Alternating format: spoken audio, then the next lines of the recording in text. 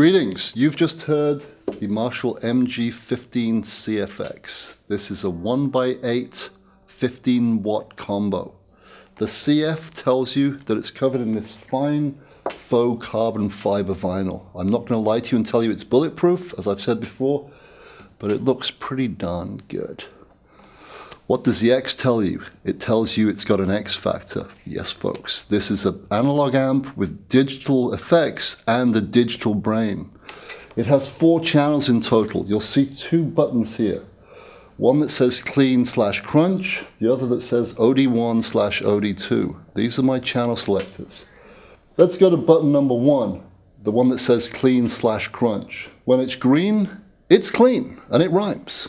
Brilliant. When I press it, it goes red. That tells me a little bit more danger is involved, and it's crunch. So if I want to go to OD1 or OD2, I press this button here. OD1 is green, OD2 is red. So those are my 4 channels. Now this is where it gets interesting. This amp has a memory, as I've said. So let's look at the controls. Well, first, this is where I put my guitar in. It's called the input. We've got a gain control. This determines how dirty my overdrives are and how loud my clean is, or if I want a little bit of grit on it. Then I've got bass, middle, and treble controls. Those do exactly what they say. They control the bass, the middle, and wait for it, treble. Next to it, we have a reverb control. This is digital reverb, and there are 2 choices, spring or studio. So a spring reverb, just like the good old-fashioned amps, or a studio, which would be a plate. This is what we call IPE. This has 264 presets within it, and by dialing it, I just choose the one I like. IPE stands for Integrated Parameter Editing, or as I prefer to say, idiot-proof editing. It's real simple. Dial, like, leave. Next to it, we have the volume control. There are 2 volume controls in this amp. One is the channel volume. Then the master volume, which is the one at the end, determines how loud the overall amplifier is. So I use the volume to balance my channels, and then the master volume to see how loud or quiet my 4 channels are going to be. Next, we have the effects knob. Once again, IPE, idiot-proof editing.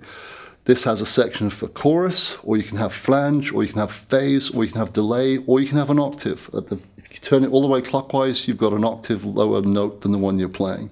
And once again, you just dial it to where you like it, and that's it. It has delay on it, as I've said, and you see this button that's flashing here? This is my tap tempo. I determine how quick or slow my delay is, and the flashing tells me how I've set it. And next to it, we have a store button, and this is where it gets clever. I've preset the amp.